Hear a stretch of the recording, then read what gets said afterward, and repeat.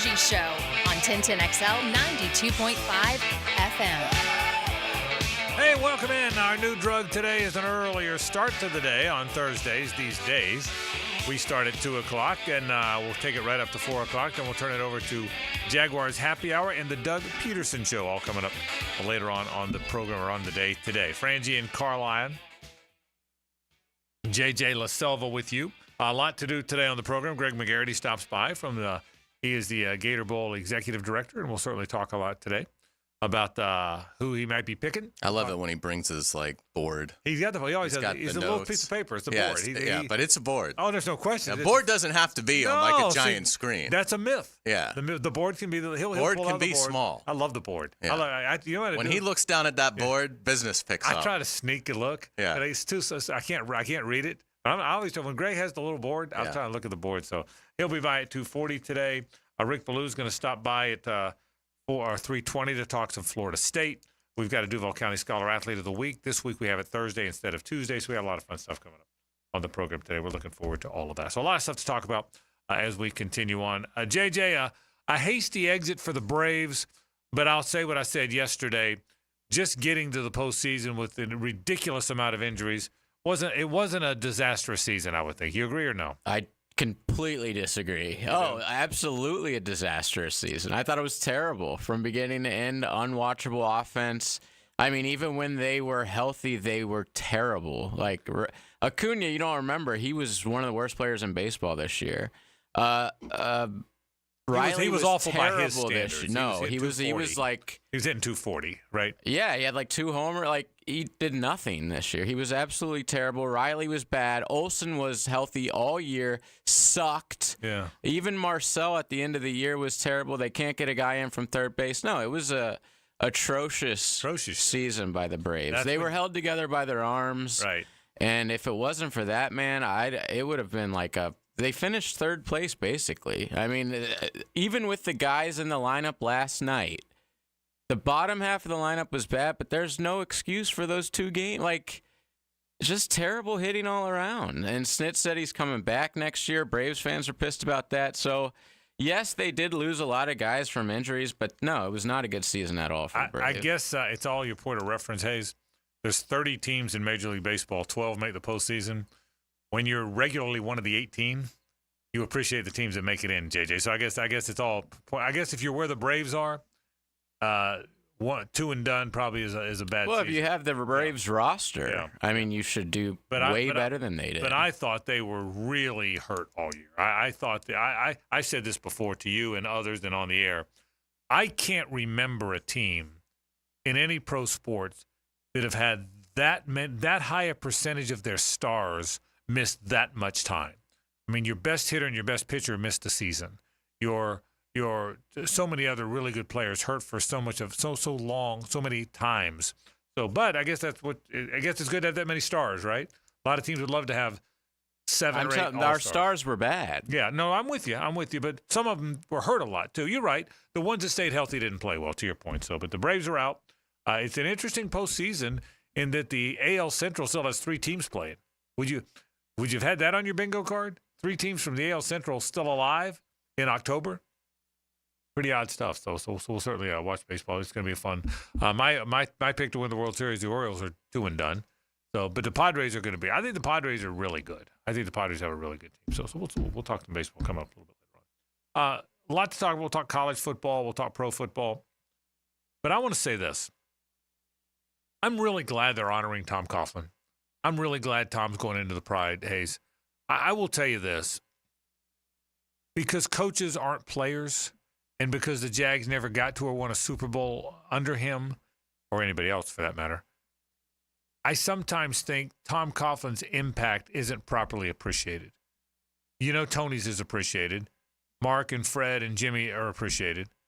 I think what Tom Coughlin did for this organization, what he does for this community, how good a coach he was, I hope one day we recognize the fact that of all the Jacksonville sports people, of all the people in Jacksonville sports, he has had an impact on this city as much as just about anybody. If you factor in, he was here to launch this thing out of a trailer. he was in charge of getting the players and coaching them. And in 1 year, he had them in the AFC Championship game. And in 3 or 4 years, had them among the best 2 or 3 teams in all of the NFL. And laid the groundwork for, to this day, one of the most successful runs in team history. Came back in 17, came back around that period. And when he was back, the team had another trip to the AFC Championship game. He had a hand in all 3 trips to that championship game. And the impact he's made in the community with his foundation, if you think about it, I don't know that there's anybody in the sports realm that's ever affected our city more positively than Tom Coughlin. I don't know that he's second to anybody in that regard. I would agree. I mean, Coughlin's resume here is worthy of a statue, right in the stadium, wherever they decide they'd like to put it. But that is the impact that he's made here, both, on the field and off the field. On the field, look at the Jaguars' winning percentage with Tom Coughlin a part of the operation and with Tom Coughlin not a part of the operation. It is staggering. It's the difference in like 8 percentage points. They go from like basically a 500 team with Coughlin to, the dregs of the league without him. And so it starts there. And look, a lot of people in terms of his second run here when he was executive vice president of football operations, obviously it ended poorly. But when he got hired in that role, the entire tone of the building switched. And you'll never convince me it didn't have a massive influence on how well that 2017 team played, without a doubt, because it was just a different demeanor in the building and people were on edge. And, and they focused and they had that throughout the entire run. And really, I mean, obviously the defense was sensational, but offensively they were pretty flawed. So to make it to the Final Four, basically being that unbalanced, you don't often see that. But it speaks to the tone that he set when he came back. And certainly, I mean, you hit the nail on the head. He built it from scratch here and was able to immediately form an identity of what they were going to be. And Baselli and Fred are hilarious and talking about what that was like going through as a player. But obviously now they have a great appreciation for it. And so, yeah, I think you could absolutely make the case. It's great that he's going in the Pride.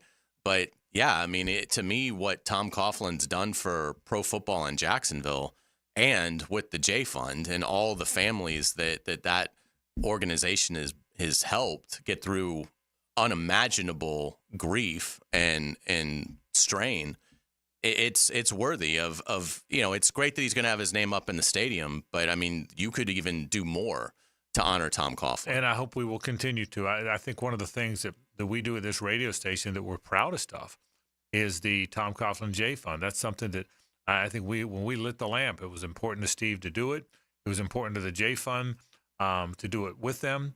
I can remember the first time we did it, I think we made $15,000. 15. Last year, I'm trying to look at the number over your shoulder right there, 259. Right? 259. 259. We still have the board up in our studio here. Think about that. From $15,000 we helped them raise to $259,000 this past year. So we're proud to be associated with Tom.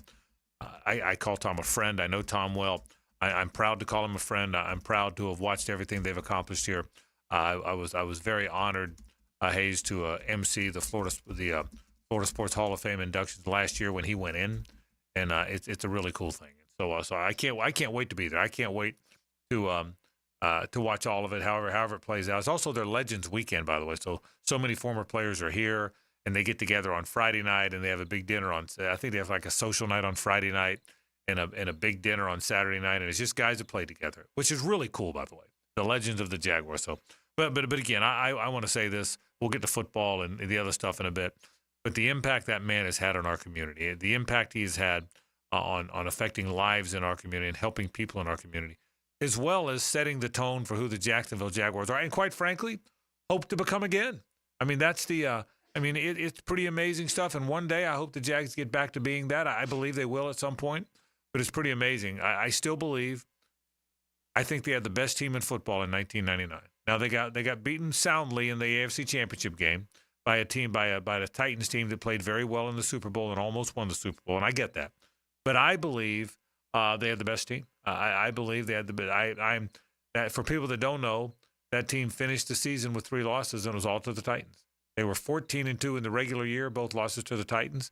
They blew out the Dolphins 62-7 in the last game ever played by Dan Marino and the last game ever coached here by Jimmy Johnson, right?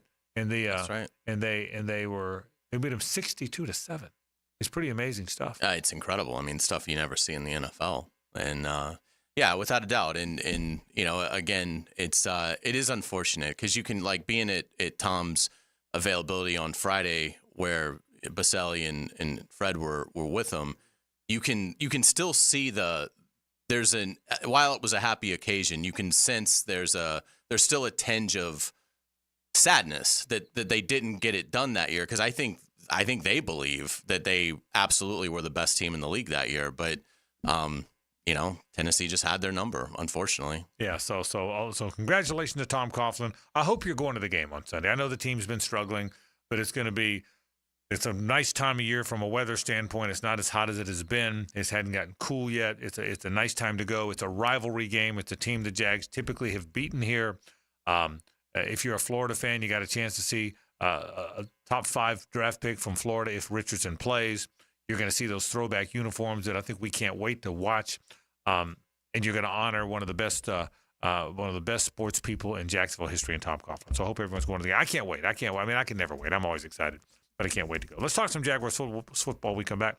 What do you have to do to win the game? What's the key to that? We'll talk some Jags Colts coming up. Greg McGarity stops by at 2:40 to talk college football. We've got Hays headlines at the top of the next hour. That's 3 o'clock. Rick Ballou to talk FSU at 3:20. All kind of fun stuff. And then at the bottom of the hour, Duval County Scholar Athlete. So we are loaded up with stuff. Glad you're with us on a Thursday. Our Thursday is always brought to you by our friends at Stanley Pools. This is 1010XL and 92.5 FM. It's the ride home with the Frangie Show. From the Harrell and Harrell studio, don't settle for less than you deserve. Sideline to sideline. That's a bad boy. Goal line to goal line. On best, here we go. The best defense is a superior fence. Each week, Superior Fence and Rail presents the Defensive Player of the Game on 1010XL. It's truck season at Nimnick Chevrolet. Chevy trucks have what you need to get things done, like a brand new Silverado 1500. This month, you can save up to $10,000 off a new Silverado, or well-qualified buyers can get rates as low as 1.9% financing and no payments for 90 days on all 2024 Silverado 1500 pickup. Now, with the largest inventory on the ground, outstanding cash incentives, and the best price guarantee, your perfect truck is waiting for you at Nimnick Chevrolet. Remember, Nimnick will always give you top dollar for your trade, and for a limited time, up to an additional $2,250 in trade assistance. You want an even better deal? Ask about demo models for deeper discounts. Shop online 24/7 at nimnickchevy.com or visit the dealership conveniently located at Park Street in Castle. So who's got more new Silverados at the best prices? Nobody but Nimnick. What a week of football and betting it was last week. Mia here, and if you haven't bet with MyBookie yet, they are still running that double deposit bonus. Just sign up with promo code 1010XL. Another huge week of college and NFL games on tap, and it begins on Thursday. Get signed up now for a little Sun Belt, Fun Belt college matchup. Texas State, a 2-touchdown favorite, headed to Troy. This is the Fun Belt, though, so we will take the over 58 points on that total. For Thursday night in the NFL, the Tampa Bay Buccaneers travel to Atlanta, where they open as 2.5-point underdogs to the Falcons. I take a long, hard look at betting the Bucs with the points and parlay that over 43.5 on the total. For a limited time, MyBookie still has the double deposit bonus. Use promo code 1010XL to claim a bonus that doubles your money on your very first deposit. That's promo code 1010XL to double your money. The more you play, the more you win, only with MyBookie. Northwest Florida's largest RV show is coming to the Jacksonville Equestrian Center. It's the Jacksonville Fall RV Show, Thursday through Sunday, October 3rd through 6th, with hundreds of RVs on display, lifestyle booths, plus register to win a $250 gift card each day. Adults $10, kids under 12 free. Seniors save half off Thursday. First responders, military, active, and retired get half off every day. We'll see you at the Jacksonville Fall RV Show. Are you 18 years or older, just got married, just got divorced, or have children? Listen up. Have you done your last will and estate planning? If you have questions, call Matt Hinson with the Hinson Law Firm. Reach him at 527-1700. Office is Jacksonville, Florida. And don't let the state decide your fate. These are interesting economic times. That's why it's so important to have someone you can count on. That's ITP Partners. Jacksonville folks taking care of our Jacksonville money. Experience? You best believe you want to give your hard-earned money to folks you trust. Jeff Hartman, Chris Bryan, Dan Abel, Reed Wingate, Scott Regner, Janice Cobb, and Reagan Wright have the expertise and knowledge to help clients in their financial lives, focusing on investment management, financial planning, and risk management. ITP Partners. Financial partners for life. Securities offered through American Portfolios Financial Services, Inc. Member FINRA SIPC. When sports gets messy, we call on Hays Carlyon to clean it up. You are a living legend and a hero in the true sense of the word. Cleaning Up with Hays is brought to you by Molly Maid. He's as good as they say. Afternoons on the Frangie Show on 1010XL. In its final year, we encourage you to help create great futures for young people when you run or walk at Mackenzie's Run, Saturday, November 23rd. Join Boys and Girls Club of Northeast Florida for a 5K and 1 mile fun run through the beautiful stadium course at TPC Sawgrass. Enjoy food, live music, face painting, family fun, and more at our Runners Village. Register at mackenziesrun.org. Mackenzie's 5K and Fun Run, November 23rd. mackenziesrun.org. This is Mark Nato. My son Justin injured his hand playing baseball for JU. Southeast Orthopedic Specialist performed surgery just a few days later, and within 5 weeks, he was cleared to play in the ASUN baseball tournament. Our family has trusted Southeast Orthopedic Specialists for years. For any orthopedic injury, let Southeast Orthopedic Specialists take care of you too. Relieve pain and get back to life. Southeast Orthopedic Specialists. Expert Automotive on St. John's Bluff Road has some of the highest Google reviews in Jax for a reason. Expert Auto never sells greed, only what you need. All makes and models are serviced at Expert Automotive. This month, get an alignment inspection for only $19.99. Expert Auto does major engine and transmission repair and simple maintenance. All services done at Expert Auto by our ASC certified training technicians. Call today, 374-3373, and ask about $50 off any service. Expert Automotive. We never sell greed, only what you need. Brackish Vodka, the official vodka of UNF Athletics, 100% made in Jacksonville, is available at all local liquor stores. Visit Browdy's, Total Wine, ABC, Shores, Golden, Sahara's, Golden Ox, and more. Drink our gluten-free San Francisco Spirit award-winning vodka and see why it's the smoothest vodka you can buy. When you drink Brackish Vodka, you support all of our local employees, and all the money stays in Jacksonville. Drink Brackish Vodka and live life slightly salty. Proud partner of the Jaguars. Clean air, cool air, both are extremely important. Trust Florida Home AC to deliver on both with their Remy Halo, the next generation of air quality technology. Call 777-4300 for Florida Home AC and breathe clean and cool air. 1010XL is presented by Farah & Farah, exclusive injury law firm of the Jacksonville Jaguars. Protecting you and your family. Call 396-5555. Jacksonville. It's a Stanley Pools Thursday on The Frangie Show. Since 1988, the experts in pools, pavers, screen enclosures, it's Stanley Pools. Frangie Carlyon, La Selva with you. Greg McGarity comes up in about 20 minutes. Headlines at the top of the hour. Rick Ballou at 3:20. Duval County Scholar Athlete at the bottom of the next hour. A lot to do today on the program. Let's start with the Jags. So I always think about this. On Thursday, I try to get through what to do to win the game, and it doesn't change all that much. It's an NFL game. The rules don't change. The offenses and defense don't change. You got to play better, right? So there's not a lot of magic to it. Here's what they need, and I want to say this like it's not a blame thing, so don't read it wrong. But you've written about it. We've all talked about it. People are all caught up in the play calling. Yeah, okay. So I thought last week the play calling was pretty good. Brandon Sheriff missed some blocks. He's got to block better. The interior's got to block better. I hope they hand the ball to Tank Bigsby more. He's been the two explosive plays guy. I worry a little bit about the edge. The edge isn't getting home much. I don't think they have much depth at defensive end. But Hayes Trevor's got to play better. If the quarterback hits the open guys the way you hit the open guys in the NFL, if the quarterback hits the open guys, they win last week. And who knows how many others. But if you don't want to go to London 0-5, and if you think it's noisy now, and it is, think about how noisy it would be if you don't win this game. And so Trevor's got to play better. I think as much as, and it's not the only thing, and I'm not blaming him, but it's the NFL. The quarterback has everything to do with how you play. Can't miss the guy. The guy's running wide open, you got to hit. Even if you don't play above the X's and O's, hitting the open guy, Hayes, isn't above the X's and O's. That's doing the expected. He's got to do the expected. Yeah, I do think he deserves a large portion of the blame, particularly Sunday. And again, there just haven't been – you can have a performance like that, but you got to have two of those first three needed to be big-time games if you're going to have a game like that. If you're going to be a good quarterback in this league and your team is going into that game in Houston with an 0-3 record, you just can't have a bad day. And the great ones know that. And you can't miss easy touchdowns. And he missed two of them. You look at a quarterback right now who is completing 53.3% of his passes. That's putrid. I mean, he shouldn't be able to sleep at night with that number. It's so embarrassing.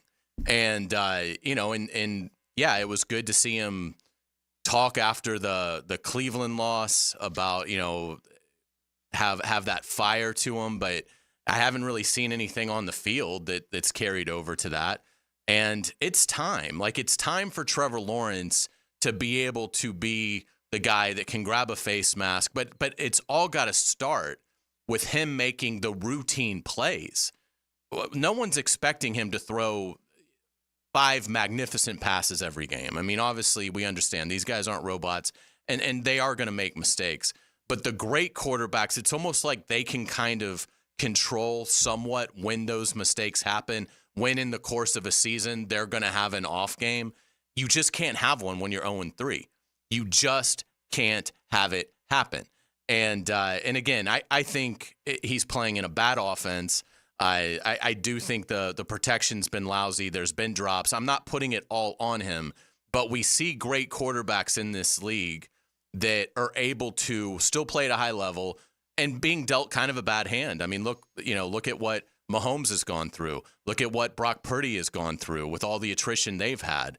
You look at, Jaden Daniels is taking the league by storm immediately with a defensive-minded head coach. So I don't think Washington has crazy offensive talent, but Jaden Daniels, as a rookie, is far outplaying Trevor Lawrence.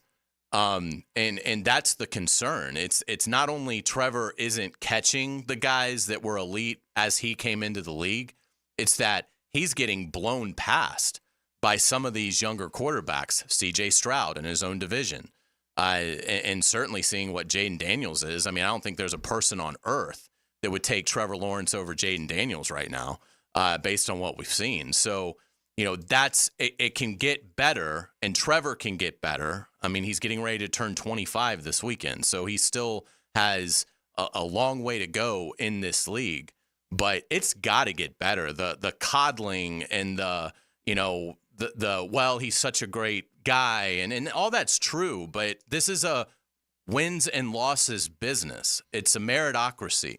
And yes, he deserves to be out there. They just gave him $200 million in guaranteed money. He's going to be out there for the next 3 years. But it is time for him to, I mean, not even evolve. Just get back to where you were. Find your baseline of what you've shown you can be at this league. Because right now, he's not close to it. The Jags in their next 3 games are going to play either Anthony Richardson or Joe Flacco. They're going to play Caleb Williams. They're going to play Jacoby Brissett or Drake May. Those are the next 3 games. If Trevor plays well, the Jags will have the best quarterback in the game 3 times in a row. if Trevor plays to his ability, in my opinion, you have to win those games. Because after that, here's your list. Jordan Love, who certainly will be back by then, if not before. He's back now. Yeah, so Jordan Love, is he going to play this week? He played last week. He did, yeah, so he's back. Yeah. The Jordan Love, Jalen Hurts, Sam Darnold, who's playing his best of his career. Yeah, he's the NFC Offensive Player of the Month. Jared Goff, C.J. Stroud.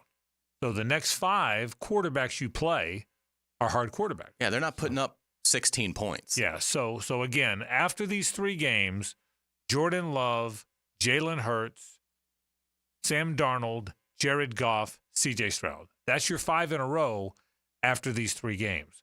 Quarterbacks who are playing at a high level.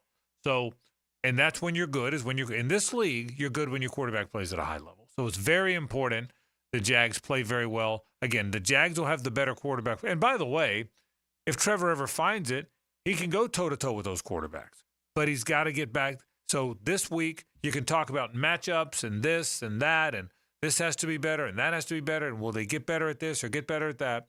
But Trevor's got to hit the open guy. My guess is there will be some open guys. Trevor has typically played well against Indianapolis here. I reread the numbers the other day. He's been very good against the Colts here. Trevor has to play well. If Trevor Lawrence plays well, the offensive line has to play better, but I think you hold your own there. The other thing is, the second most important thing is, of all the things the Colts don't have, they're back to having a very good offensive line. Those guys are back to play. Ryan Kelly's playing well. They're back to playing well on the offensive front. So I don't know that the Colts have a lot of strengths, Hayes, but they've got a good offensive front, one of the better ones you will have played. So the edge guys have to play well. So you tell me Trevor Lawrence, Josh Hines-Allen, and Trayvon Walker play well this week? You can say that any week, by the way. I get that. But they play well this week. The Jags will get off the schneid. Yeah, there really is no acceptable reason for the Jaguars not to win this game. And I get the Colts have won a couple in a row after an 0-2 start. You know, they come here feeling pretty good about themselves, that they've corrected things. But in looking at it, I don't think they're going to have Jonathan Taylor, who's been sensational. He's rushed for 349 yards, 4.8 yards a carry, 4 touchdowns on the ground. But I don't think they're going to have him. You're talking about some injuries on the defensive side of the ball. We've talked about DeForest Buckner's on IR, who I think is an animal. And so in looking at it, this is a game, if you're the Jaguars, at 0-4. And I'd like to think that the Coughlin celebration, the throwbacks, does give them some sense of energy as well. But above all of that, I mean, it shouldn't. You've lost every game you've played this season. Like, if you can't find the fire to go out there and fight for every inch on the field and play to the echo of the whistle, then there's no hope for you. And, and so I expect them to play their best game, because I just can't imagine a team with this kind of talent is going to allow itself to walk off the field a loser for the 5th time in 5 weeks. Yeah, and especially when everybody else in the league has found a way to get at least one. Even the teams that you expected to not be very good and turned out to fulfill that expectation of not being very good, the Titans among them, they found a way to get a game. The Dolphins got a game against this team. The Browns got a game against this team. So even the teams that are struggling have found a way. So gigantic game this week. Nobody debates that. Huge game for the Jags on a very special weekend when we honor Tom Coughlin, when we see those beautiful throwback uniforms that I can't wait to see. Special Sunday afternoon, and hopefully the Jags play very well. By the way, JJ, you were telling me a minute ago, rain expected on Sunday. Is that kind of the word, I think? Yeah, I don't know if it'll be like terrible lightning and stuff, but it just looks like rain most of the day. Yeah, I'm hoping it's nice, because I think that the Colts benefit. The Colts are certainly a team that runs it better than throws it. Jonathan Taylor has not practiced this week, but the talk is that he might be okay. He's certainly not listed as out. He's not practiced, but he tells people it's a minor injury, and he's a good player. And their offense goes as Jonathan Taylor. And they've got nothing behind them. Right, that's right. Not like last year where they had Zach Moss. So their offense goes as he goes. So we'll see. All right, let's take a break. Let's get into college football when we come back. Greg McGarity stops by. He's the executive director of the Gator Bowl. The Gator Bowl College Football Report is next, so stay with us. The Frangie Show from the Harold and Harold studio. Don't settle for less than you deserve. Poker players, brace yourselves. The World Poker Tour storms into Best Bet Jacksonville October 31st to November 19th, and the forecast calls for massive prize pools. Event 1 has a cool $200,000 guarantee.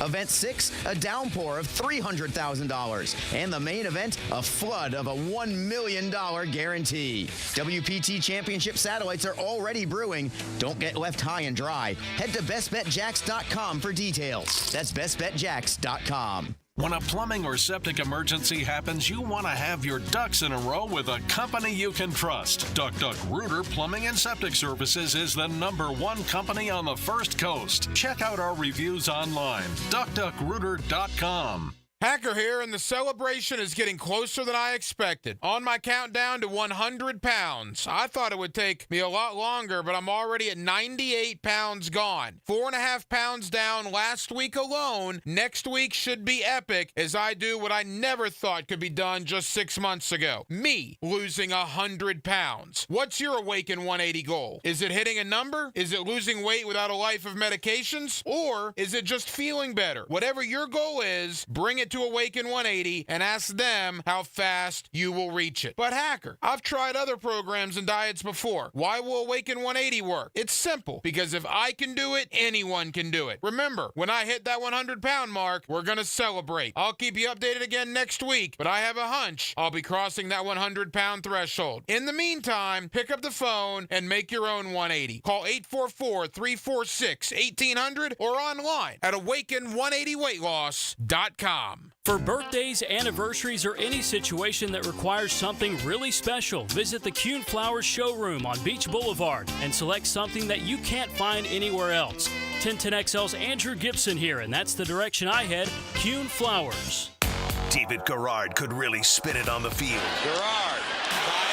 Now he's spinning stories on Jaguars Today. Okay, yeah. Brought to you by WaterboyJacks.com. Mondays, 10 to noon on 1010XL. Prosser here. I've been telling you for years about Lifetime Enclosures and Lifetime Flooring. Football season finally upon us. Imagine watching your favorite team in your new Lifetime Man Cave, family hangout, or Lifetime's version of a she shed. And now Lifetime is expanding their replacement window division. Make your home energy efficient with their Energy Star rated windows, enclosures, flooring, and windows to fit any and all budgets. Visit the showroom just off Phillips Highway. Proud partners of the Jacksonville Jaguars. Let Lifetime be your home team. If you need an insurance agent, I'll recommend the best guy in town, State Farm agent Craig Dewhurst. Call him at 940-9740. Really good guy, really good agent. Life insurance, homeowners, automotive, you name it, he'll handle it for you. Tell him what you need. He'll assess your whole situation. What kind of coverage do you need? How much coverage? What should your deductible be? What do you make, and how does it fit your cost and your rates? You will love dealing with Craig. What a nice guy he is, and how he'll help you get the right answers. The best in the business. Craig Dewhurst from State Farm, 940-9740.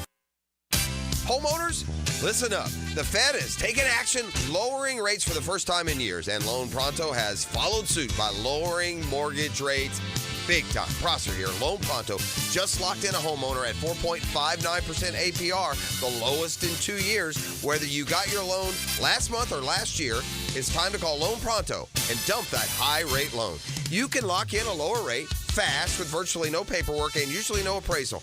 There's no limit on how many times you can refi, so get started. Even if you're in process with another lender, give Loan Pronto a call. If you act now, you can even skip your next 2 house payments. Purchase loans available as well, so call now. Get your rate quote in minutes with no hard credit pull and no upfront fees like those other guys. Call 904-999-1508 or go to loanpronto.com. That's 904-999-1508 or loanpronto.com. Equal housing lender, NMLS 1661781 on approved credit, MLS consumeraccess.org. Hi, Jags fans. Walker Little here for my friends at Kingfish Pest Control. Playing offensive line in the NFL, I must block and protect on every down. When it comes to keeping my home pest-free, I expect that same level of protection. So I contacted Kingfish after seeing thousands of positive online customer reviews about their service. I can confirm from personal experience, bugs don't stand a chance getting past Kingfish Pest Control. Do what I did. Reach out to Kingfish Pest Control to protect your home, a proud partner of your Jacksonville Jaguars. Hello, First Coast, I'm sure by now you have seen our bright green GFL trucks and containers throughout the greater Jacksonville area. We're an industry leader in solid waste and would love the opportunity to earn your business. We're committed to customer service, reliability, and have an unwavering focus on safety. Whether commercial or construction, let us haul your waste away. Call 904-760-5880 to get a quote today. From GFL, Green for Life. Instant Keys. You don't have to go to the dealer. Instant Keys comes to you. Instant Keys saves the day if you have lost or broken keys. They can program new keys and remotes for nearly every make and model of vehicle at a fraction of the dealership cost. Fast, honest, and reliable locksmith service. Call 722-1111. Instant Keys. Instant Keys. You don't have to go to the dealer. Instant Keys comes to you. This is Dr. Kevin Kaplan, head team physician for your Jacksonville Jaguars. Here's the latest update on the Jags, brought to you by Baptist Health and JOI. Jaguars offensive coordinator Press Taylor was asked today about Trevor Lawrence's missed throws against the Texans. We don't lose confidence in Trevor for missing a throw. It's going to happen here and there, and obviously some of the ones that we've missed the other day were potential big plays. But that doesn't deter us from anything. He has never shown anything to lack the confidence to let anything like that affect him, to where if you saw that, I think if he came off and you saw the wide eyes or you saw something or he said something that made you nervous, then it's all right, we got to get this guy some layups. We got to get him back in the groove. We've never once felt that from Trevor. So as long as we continue to see confidence from himself, this team, this offense, this coaching, we have ultimate confidence in Trevor to deliver every single time we ask him to. I'm Andrew Gibson with your Jacksonville Orthopedic Institute Jaguars update.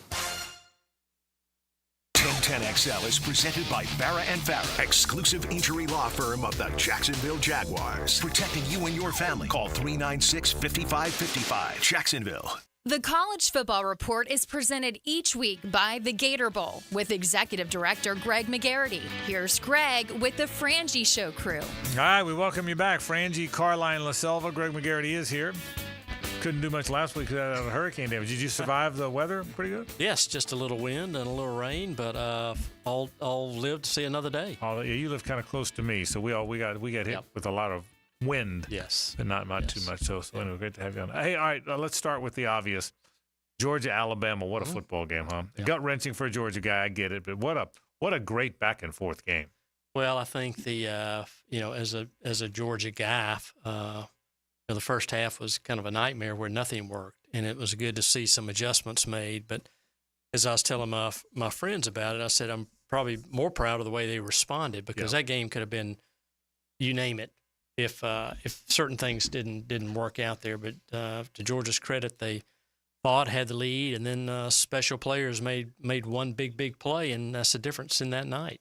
Do you like the fact that we could see that game 3 times this season? I don't know. That's, as a player and a coach, you just the swing of emotions that happen. I don't like to see it, but if it was for the national championship, I think I wouldn't have a problem for that, because both teams would be in the final game.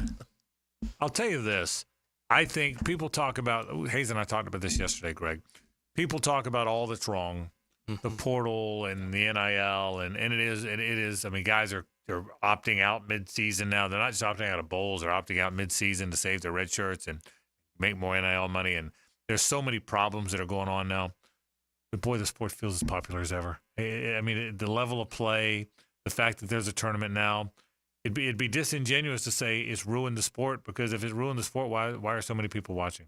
And that just tells you that college football is always going to be popular. It may be messy. Right. It may be disappointing, but when they tee it up, there's nothing like, as a football fan, watching 2 really talented teams get after it. So it may not be healthy, but the results are good. I mean, 12 million people watch the Georgia-Alabama game. It's amazing. We talked about it yesterday. It's amazing. So, I mean, Hays, I told you, say what you want about everything that's wrong with the infrastructure, but it's as popular with the fans as ever. Yeah, without a doubt. And in looking at it now, we talked about the SEC maybe having so many teams going into the playoff, and how would that affect everybody else. But now looking at it, there's 8 teams in the SEC that have at least gotten to 4 wins. And a lot of these are 4-1s, 4-0. There's some 5-0s in here. So with 8 teams already being at 4, do you feel better now about, even if they get 4 up, that you guys are going to have some great selections? Yeah, I think the games like Kentucky beating Ole Miss, because that doesn't help Ole Miss get up in the top 12. It also helps Kentucky become bowl eligible. So that's how we kind of consume football. Like A&M made another step last week in beating Arkansas, and that's not good for Arkansas. Auburn's kind of on the edge, or they're favored. They're not favored this weekend, but that loss to California that they had early in the year just really hurt them become bowl eligible. So we're viewing it kind of bowl eligibility, and the more teams, maybe not your favorite teams, that get knocked out of that national championship or the college football playoff discussion helps us. Take us through the board. We always look at we talked about the board before you get in here. We always have the Greg McGarity board. By the way, that's about a 2x4. Would you say? Would you say it's not a 3x5? What would I you like say? it. 2x4. Notepad. Yeah. Yes, it's awesome. Okay, I'm going to take a picture of it and tweet it. That's what I'm going to do. But who's in play? What are we watching? Well, I think you've got some interesting dynamics on the ACC side. I mean, SMU had a big win. They go to Louisville. Okay. Louisville lost to Notre Dame, but that doesn't count in the standings. But I think Pitt's playing well there at North Carolina. Duke, who thought they would be undefeated, they're at Georgia Tech. And then Miami has to go out to the West Coast and play Cal. But SEC, there's some really impactful games. I think A&M has a great chance to knock Missouri off. They're playing in College Station. Tennessee, Arkansas, I think Ole Miss, how will they respond against South Carolina? That'll be pumped up to play. And then I think a game that really is going to be critical to Florida is that UCF game. If they want to get to 6 wins, can't lose that game. Without a doubt. I mean, and even if with the game, it's going to be a difficult putt. But, yeah, without a doubt.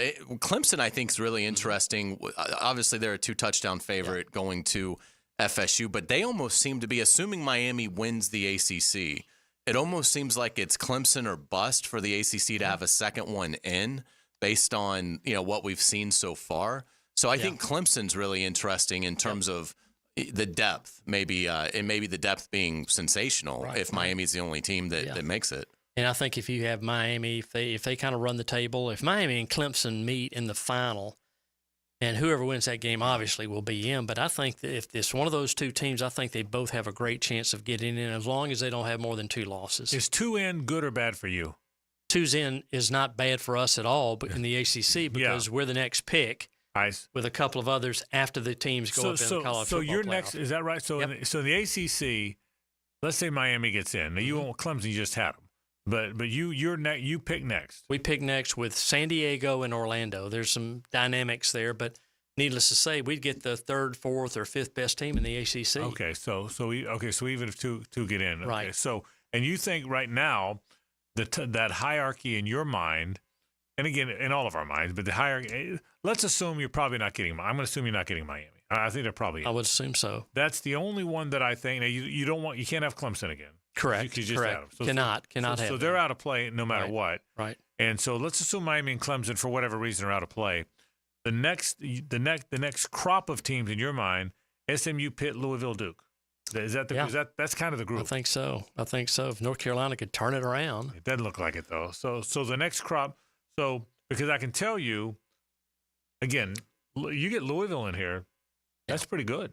That'd be good for us, and some are predicting them to come in. I think, once if FSU could get in the mix, they could upset Clemson this weekend. Right. They still got to get enough wins to be in that upper echelon of the total wins in the ACC. So they have to be at 7 or 8 wins, because Syracuse is probably going to be. There's some schools in there that probably regionally aren't strong for us, but they're going to be up there with 8 or 9 wins. And you've told me before. Let me make sure I don't want to put words in your mouth, but if I understand this correctly, if Florida got to 6-6, you could take them, no questions asked. If FSU got to 6-6, you'd have to defer to who the ACC says is ahead of, right? Did I say that right? Exactly. I mean, they have to qualify for a premium pool. Yeah. Which is below Clemson and Miami. If they go up, then the next group, how many wins does that next group have? Right. Like Louisville, how many wins do they have? How many wins does Duke have? And then there's some separation there, and it really can't be more than 2 games difference in the win column for the ACC. See, I don't think Florida's getting anywhere near 6 wins. Right. But assuming they won this week, assuming the Gators won this week, that's 3. There is You do have You a beat home, Kentucky, LSU, and Florida State. and you have home games against Kentucky, Ole Miss, LSU, and you go to Florida State, who's struggling. You could get this. I think even if 6 wins, I think you'd be thrilled with that. No, it'd be great to have a local team in our game. Yeah. I mean, there's no doubt about that. Is there anything, getting back to the kids that are electing to opt out after 4 games so that they don't burn a year of eligibility? Is there anything in your mind, from your expertise as an administrator, that can be done to curb that? Or is it basically like at this stage, there's nothing that they can do that's going to go against the player freedom? Like, they can't come in and say, okay, now we're going to go back to, you can only play 2 games before you lose your redshirt opportunity. Yeah, unfortunately, in a lot of these things, as we say, the paste is out of the tube. Can't get it back in. Yeah. Now, if that happened, I'm sure there'd have to be maybe a 2 or 3 year notice that this could happen. But right now, those are the rules. I don't think people were thinking it's an unintended consequence of that. That kids were usually, if you got hurt or certain things happened, you didn't lose a year redshirt. But now just saying, heck, I'm not going to play anymore was almost unheard of 5 years ago. Do you think the opt-outs will lead to a changing of the rules where you get 5 years eligibility and there's no red shirts? I'd love to see some options there. Yeah. But there's. Would you like that? The one I just suggested, 5 years eligibility. Everybody can play 5 years. There's no red shirts, so that would take the opt-outs out of play. Well, frankly, what I'd like to see, I wouldn't mind that, but what I'd frankly like to see is a limit on the number of times you can transfer. 1 time, 2 times. Right. I mean, they tried that, but 4 years, and they can't, because they can't stop it. Right. But I wish there was a way, maybe 4 years down the road, to say, okay, this is when this rule is going to be in effect, so kids could reprogram themselves and be a little bit more selective, and coaches could have a little bit more certainty that certain players are going to stick around a little bit more. It also feels underreported nationally how many kids go into the portal and never find another home. Absolutely. Yep. And I don't know why that is, because it's an interesting story. No question. But it's one, and they've got plenty of data. We've been in this enough years now that you would have a very good feel for the number of kids, but you just never hear about that. That's a great question, because I promise you there's a large percentage that don't land anywhere. So are they out of sports altogether? Did they go down to D2 school, or junior college? You just don't know, but that is an underreported or unreported number that I think would shed some light on something that's really unfortunate. Yeah, the problem there is, among the problems there, no matter how many kids are stuck in the portal with nowhere to go, you're never going to convince the one kid that he's going to be one of them. Yeah. Because every kid thinks, I can go because LSU's going to want me. Yeah. And that's what happens. And then when they don't, you're out of luck. Not only the kids that don't have anywhere to go, but the kids that thought they were going to wind up at LSU and wind up at Valdosta State. I bet that's a high percentage too, a higher percentage even, right? Yeah. If you think about it. And so much of this stuff is, let's not joke about it. It's already preordained. Mm-hmm. Yeah. Before they enter the portal, they've already probably been tampered with, and they know there's a spot there. And you're right. Let's don't kid ourselves. But that I think that's the majority. It's not a vast majority, but there are a number of kids that just get in there and say, well, let's see who wants me. Yeah, I still think if you went, it's not going to change the portal at all. But I think if you went to 5 years eligibility and there's no redshirting, you just get 5 years, that would stop the opting out. Because a lot of these opting outs are saving that red shirt because there's more money. Sure. Without a doubt. Yeah, I'm going to say. And so with the NIL, that probably should accompany it, I think. Before we let you go here, all right, so you've seen all the good teams. Is Georgia the best team? Is Alabama the best team? Are they the 2 best teams? Wow. I think Texas is exceptional. I think Tennessee is great. So I think those 4 teams, Missouri, Ole Miss, we'll see LSU. They've got a very favorable schedule, playing their toughest games at home. So I wouldn't be surprised to see them sneak up there. But I think those 6 or 7 teams are, I don't want to say dominant, but I think they're a little ahead of others. But then you see Kentucky beating Ole Miss in Oxford. How about that? That was a great game by Mark Stoops and his staff. Absolutely. You worked at Florida for so long. Did you ever think we'd live in a world where UCF is coming to the Swamp as the favorite? No. At Georgia, I had to live through 2 years of Georgia Southern coming to Athens. Right. I didn't schedule those games. Okay, my predecessor did, but I was so nervous of those games because you were in a no-win situation, and Florida's kind of in a no-win situation itself. I mean, I would think should be favored over UCF, and if they don't win, it's a nightmare. And if they win, but not by much, people are going to be complaining. But I think Florida fans would take a W now. I don't care how they get there. Final thing. If Florida loses to UCF, and they lose, and you're Scott Strickland, are you getting hammered? Are you getting hammered with boosters and donors? Oh yeah, hammered. Yeah, but how many emails does he get? There's no telling. They'd probably come to the AD account. They're probably not coming to his personal account. Oh yeah. I'm serious, but 20, 30, 100. He'll get them, and the president will too. How many will they get? I'd say hundreds. Hundreds. Yeah. Wow, hundreds. During the game, too. I mean, wow. Is that right? Oh, yeah. You get them. You just don't want to look at it. You don't want to look at your device. Wow. You just want to try to keep a clear mind. But I just don't think anything will happen until they have a new president, a permanent president in place. And all the conjecture about will he get fired and all that, I just don't think any of that stuff's going to happen until they have solid leadership at the top. Interesting stuff. Greg McGarity, great stuff as always, the executive director of the Gator Bowl. It's the Gator Bowl College Football Report. Greg, thanks, buddy. My pleasure. Thank you. We'll take a break. Hays has headlines on the other side. Stay with us. The Frangie Show from the Harrell and Harrell studio. Don't settle for less than you deserve. I'm Jaguars Today's middle linebacker, Tom McManus, and I give you a window into what it's like on the field wearing black and teal. Catch my stories and analysis thanks to Renewal by Anderson Windows and Doors every Friday morning at 10 a.m. on 1010XL. Now you can watch 1010XL shows all day on X, Facebook, and YouTube. Brought to you by MyBookie. Experience Vegas from the comfort of your phone anytime, anywhere. Sign up today. Use promo code 1010XL. Hey, sports fans, it's Hays Carlyon from MyBookie. Embrace the start of football season with MyBookie. Take advantage of their live betting, especially if a heavy favorite gets off to a slow start, and check out their cool prop bets. If you haven't signed up, go to mybookie.ag and register for a free account. Use promo code 1010XL to get a double bonus. For a limited time, MyBookie will double your money on your first deposit. Let's take a look at some updated MyBookie lines. The Jaguars are a 3-point favorite against the visiting Colts. The over-under is 46 points. The Gators are a 3-point underdog to UCF in the Swamp. The Noles, a 14.5-point home underdog to Clemson. Sign up with that promo code 1010XL to claim your deposit bonus. Again, it's a double bonus. Bet anything, anytime, anywhere with MyBookie. And don't forget that promo code 1010XL.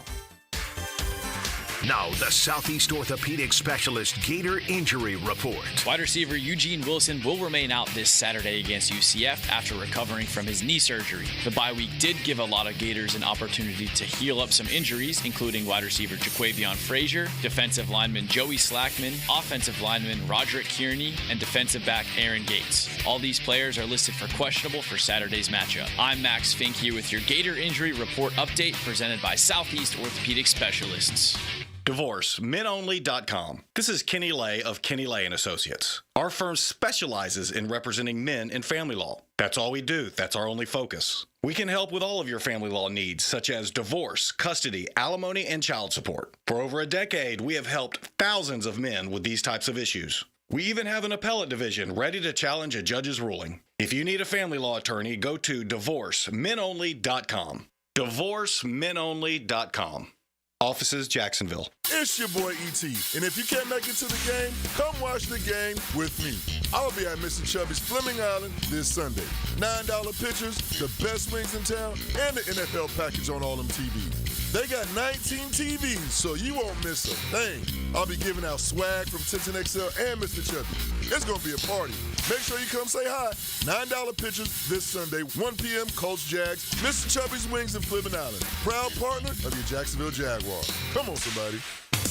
If you're looking for the best in indoor air quality, I've got the experts to call. Florida Home AC, the official AC provider of the Jaguars, specializing in the best air quality for your home or work with the Remy Halo.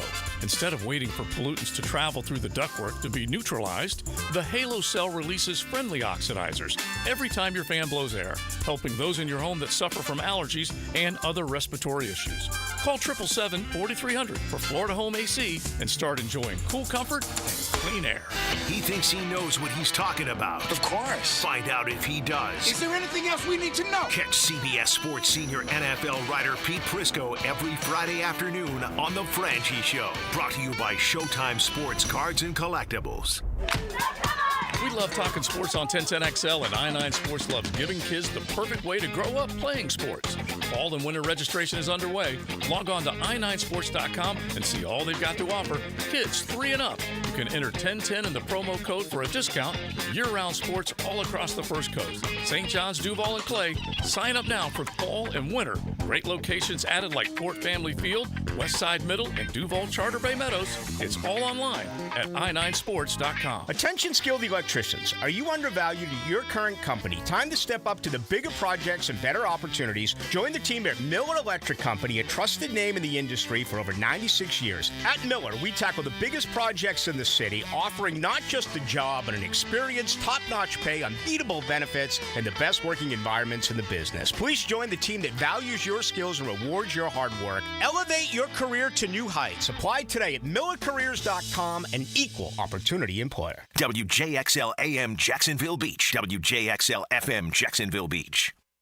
It's time to take it back to the 90s, Jags fans. Be at the bank Sunday, October 6th, as we debut our Prowler throwback jerseys against the Colts and induct legendary head coach Tom Coughlin into the pride of the Jaguars at halftime.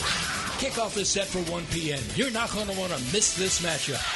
Lock in your seats now by going to jaguars.com/tickets or call 904-633-2000.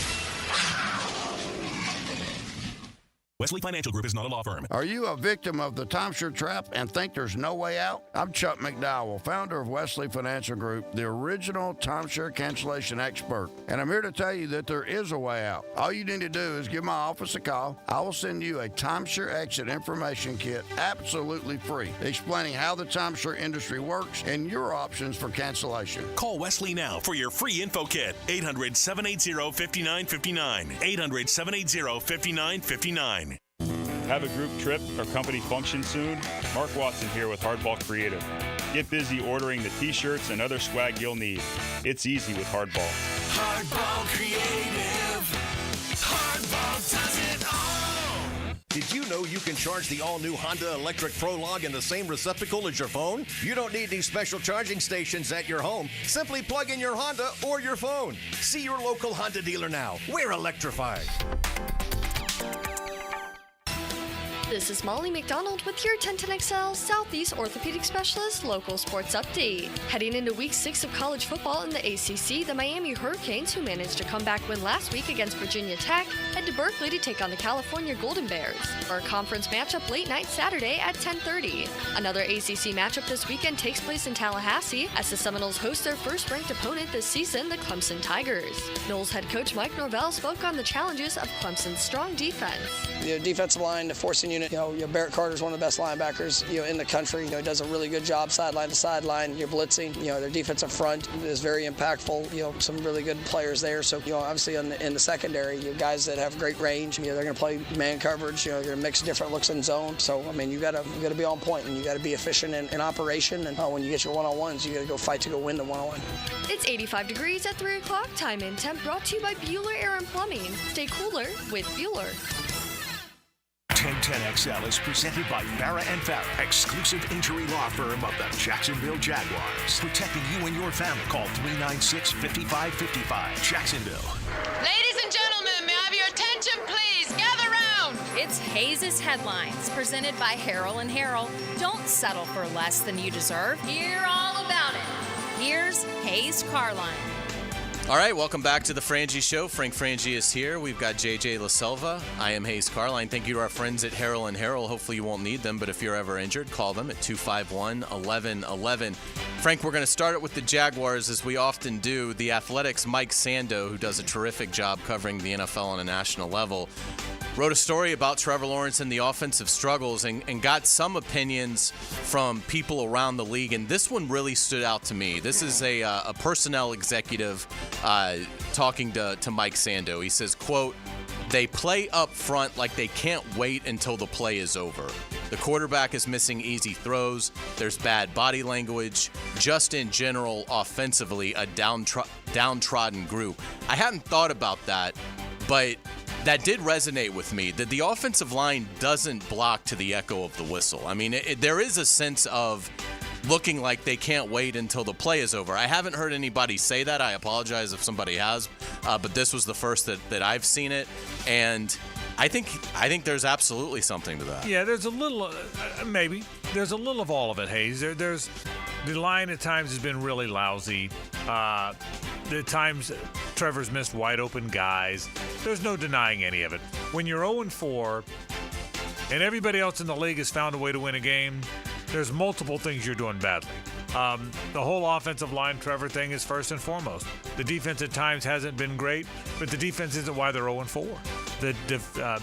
Josh Hines, Allen, and Trayvon Walker haven't gotten going yet, but that's not why they're 0-4. The defense got off the field 5 straight times in the second half.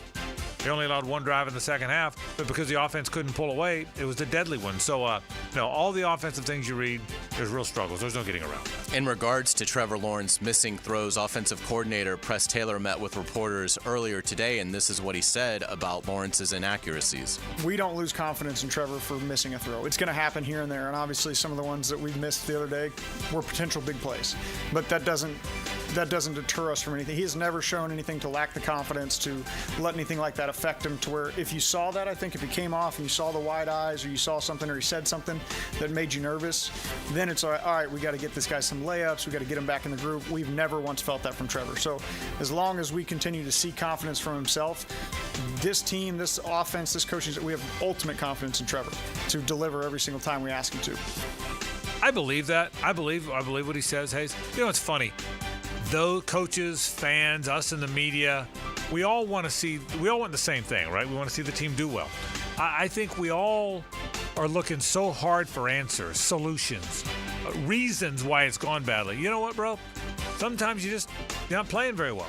Whether that means the quarterback's not coming up, not hitting the open ones, whether that means the coordinator's not finding enough good plays, whether that means the lines, you know what I mean? I don't know that there's any reasons behind the reasons. That's why Doug Peterson's lost the team. I don't know that any of that's in there. I just think sometimes you're not playing very well. It's not working. And so now, if it doesn't work long enough, that's when people get fired and they make changes. But I don't know that you know what I mean? I don't know that there's any. Right now, he's missed them. That's it. He's got to start hitting those plays.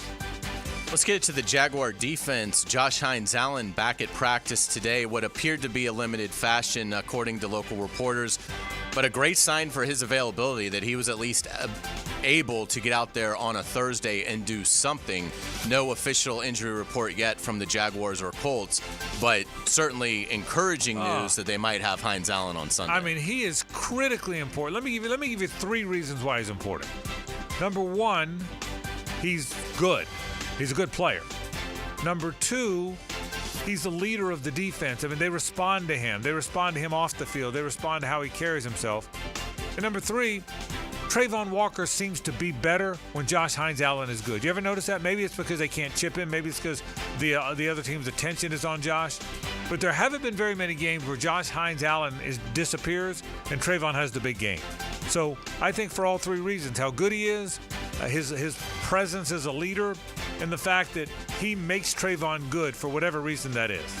One of the defensive bright spots in the loss at Houston was linebacker Ventrell Miller, the second-year veteran.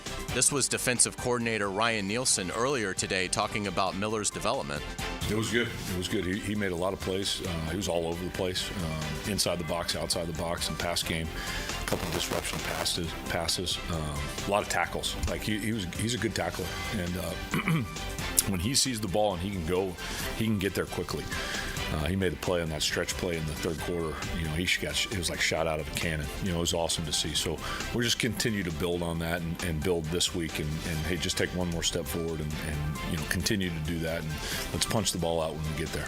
He's by far their most explosive linebacker. He's their fastest linebacker. Ryan Nielsen described it perfectly, Hays.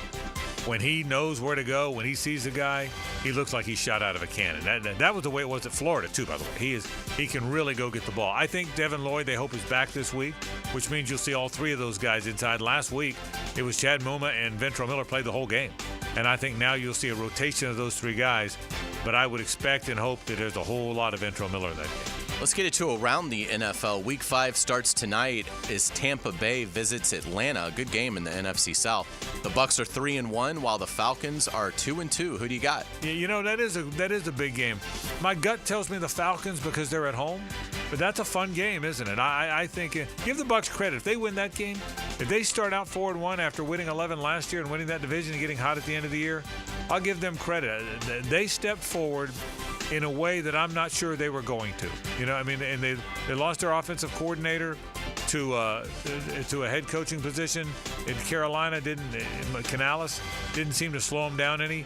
If they win again, good for them. If the Bucs get to 4-1, look out, because they got a pretty good team. Yeah, they've got a lot of moxie. I like watching them, and but I would agree with you. I would take Atlanta tonight, but that'll be a fun one for sure.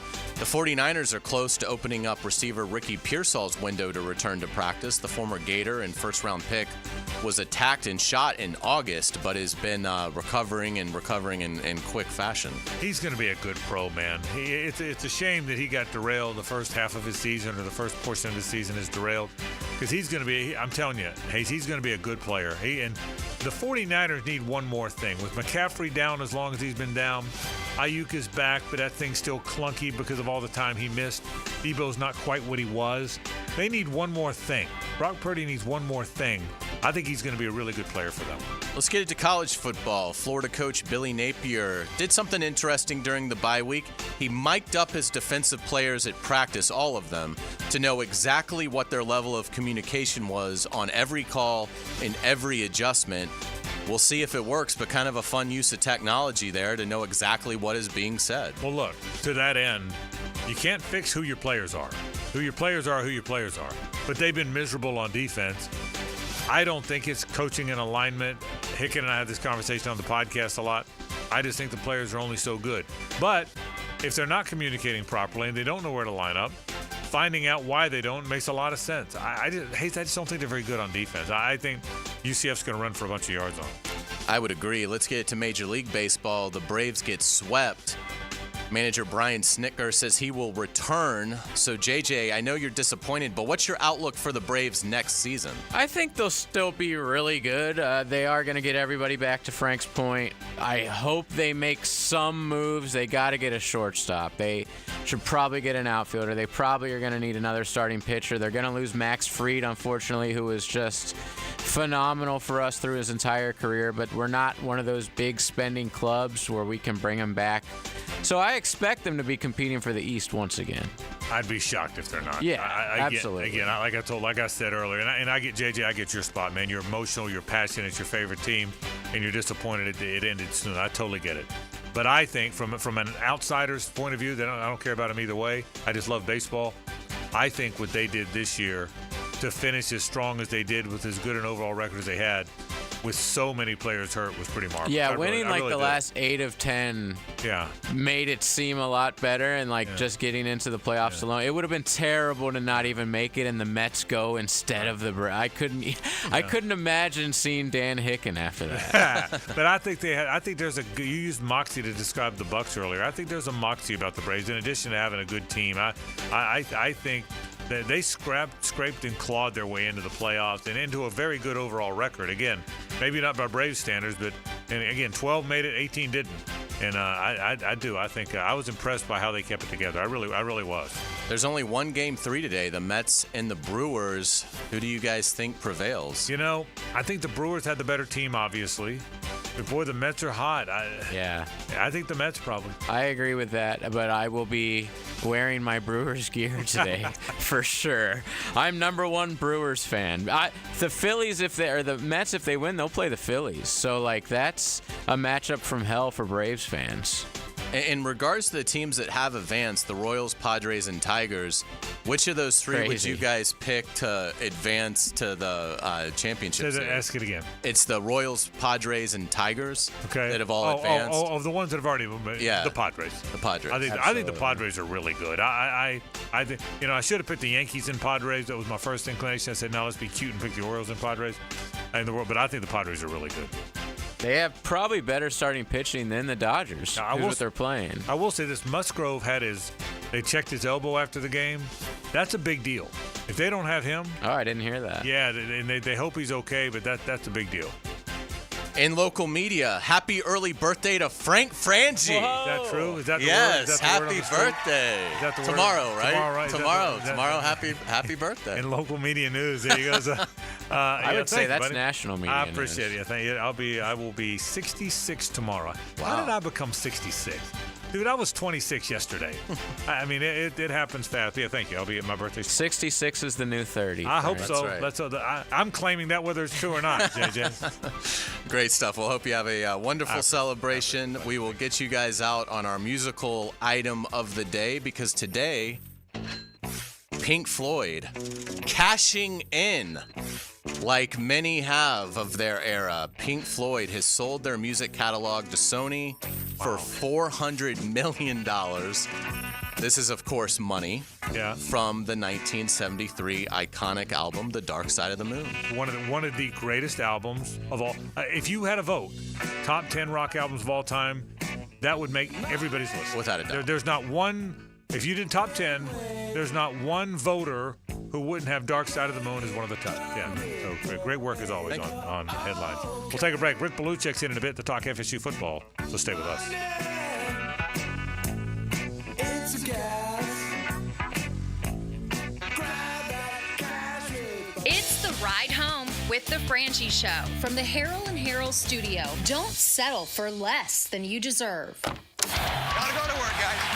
Gotta go to work. We gotta go to work. It was the point where they shifted into high gear. Go. It's the Randy Marion Cadillac of Jacksonville drive of the game. This feel good. That feel good. On 1010XL. Frank Frangie here. These days, it's hard to know which companies to trust. But when it comes to banking, I trust South State Bank. South State truly values its customers, and they work hard to create meaningful, lasting relationships. I love going into my local branch. I see the same smiling faces I've seen for years. South State is the largest bank headquartered in Florida, so they're able to offer all the banking services you need. You can trust South State Bank. Banking forward. Member FDIC, equal housing lender. This is Richard Miller with your Showtime Sports Cards and Collectibles Update. Enjoy the MLB playoffs a little more with this week's release of 2024 Bowman Chrome Baseball Mega Boxes. For Bowman Chrome Megas, the mojo pattern for prospects and rookies are synonymous. It's Showtime Sports Cards and Collectibles. Update your collection. Frank Frangie here for Stanley Pools. You know, pool design has come a long way, and if your pool is outdated, Stanley Pools specializes in bringing older pools up to date for the whole family to enjoy. That's why I did it a few years ago, and man, I love the way my pool looks now after we added travertine pavers and so much else. Stanley Pools has been serving our community since 1988, so call them today at 269-7277 or find them online at StanleyPoolsFL.com. That's Stanley Pools, a family tradition of fine swimming pools. Rotator cuff injuries are common among athletes and those who have physically demanding careers. Don't let this injury keep you away from the sport you love. Dr. George Barry here, and the first thing you need to do with a serious shoulder injury is to diagnose where the damage is and how significant it is. Rotator cuff tears are either acute tears sustained during an injury or accident, or degenerative tears. If you're interested in learning more about rotator cuff repair and how our expert team of orthopedic surgeons can help you, call Barry Orthopedics today or visit barryorthopedics.com.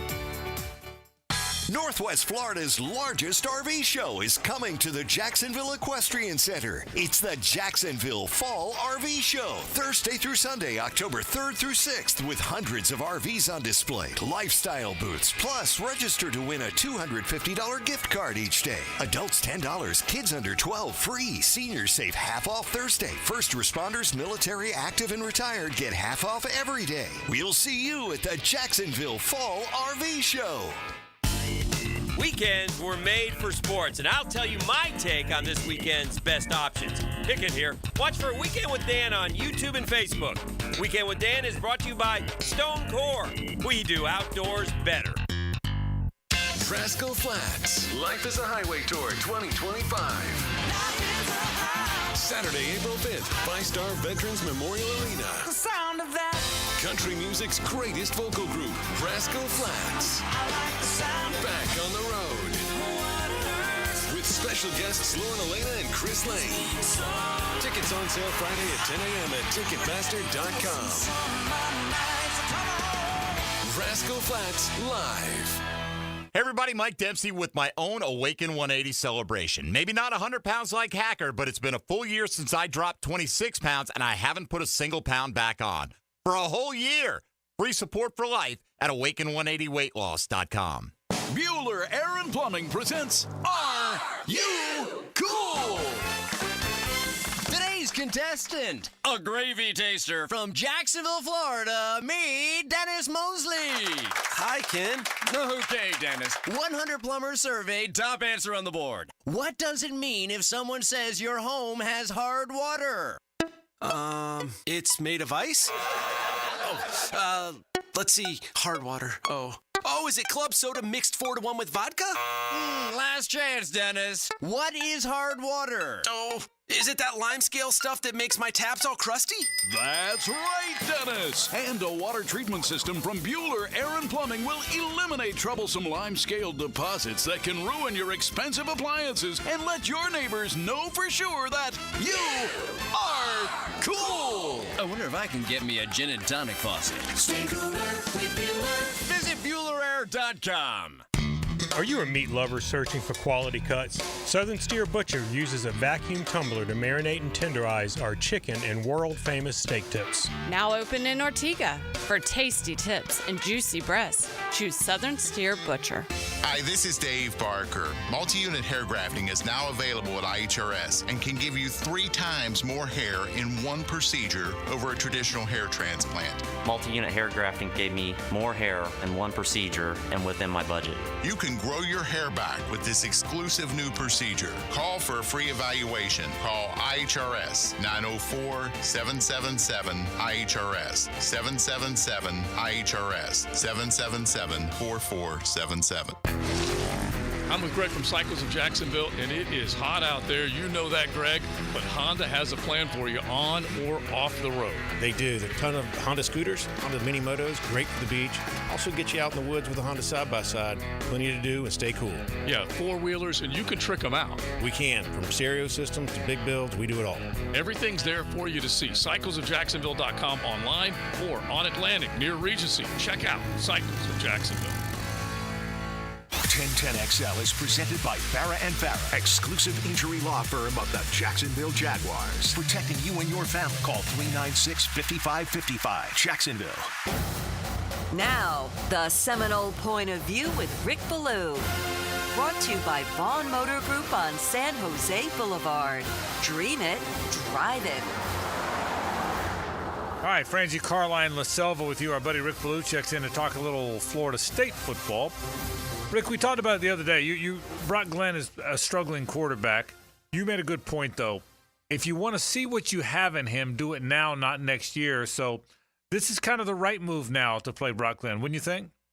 Yeah, I mean, it's a forced move, and, you know, that's disappointing to some because if DJU was healthy, he'd be out there, but he's not. So, you know, let's find out what's going on. And I got to believe his confidence is rattled because he was really bad against Louisville, and the defense was so good last year in the Atlantic Coast Conference Championship game. And we all know what happened when Tate Rodemaker couldn't go or he transferred and he played against Georgia. So you do wonder about the confidence level. Now all of a sudden you take on a much improved Clemson team. But I have zero expectations. I really do. I just haven't heard anything good about Brock Glenn. When I watched him play, he didn't look the part. When I watched him practice here for 2 days, I thought he was clearly behind Croman Hawk and DJU. So see what he's got. You know, maybe it becomes a pleasant surprise. There's nothing that I think Florida State fans would enjoy here is if I'm completely wrong and all of a sudden he's playing loose and he's spinning the football and he's escaping the pocket and doing some good things. So, there's a chance that could happen, but I unfortunately just don't see it on Saturday night. Rick, what do you think's happened with Florida State's ground game? Because I'm looking at just yards per carry here. Toafili's at 4.8, which is healthy, but not like sensational in college. Davis is at 3.1, which is pathetic.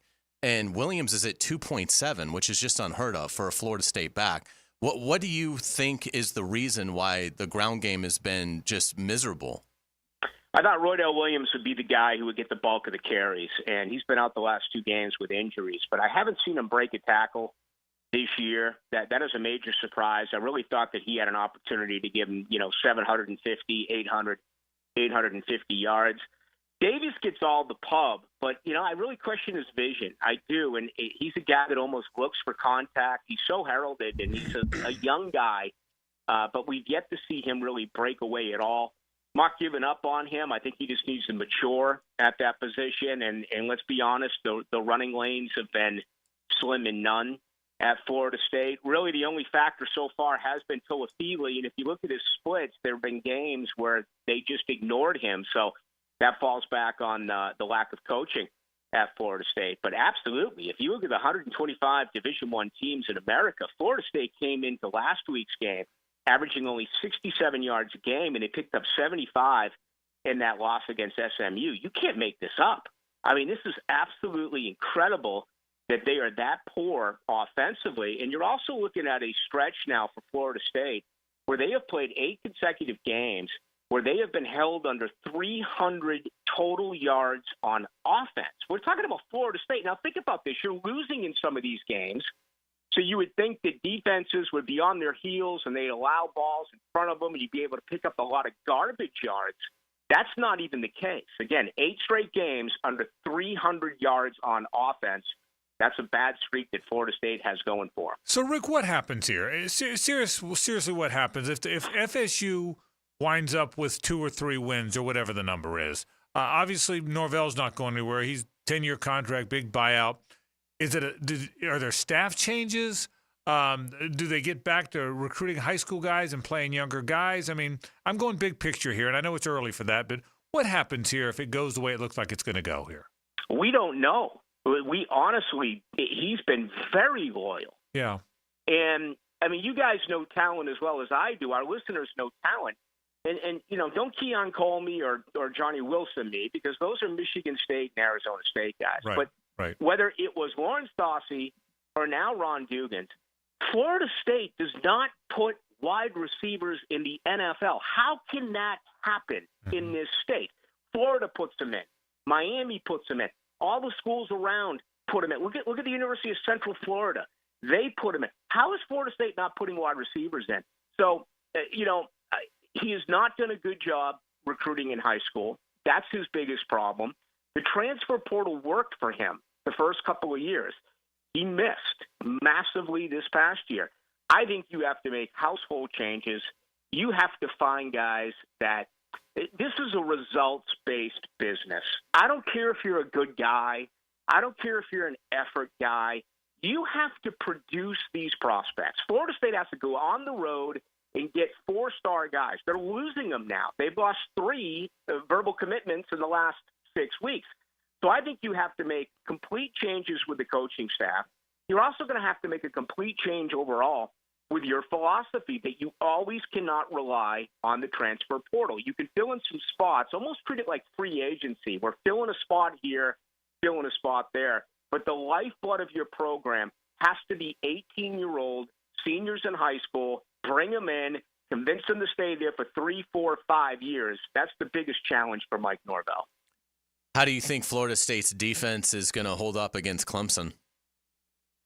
It all comes down to that defensive line. They played very well against California, and I think that's going to be a real fun game late night on Saturday. Miami taking that trip, and they'll play at 10:30 at Cal.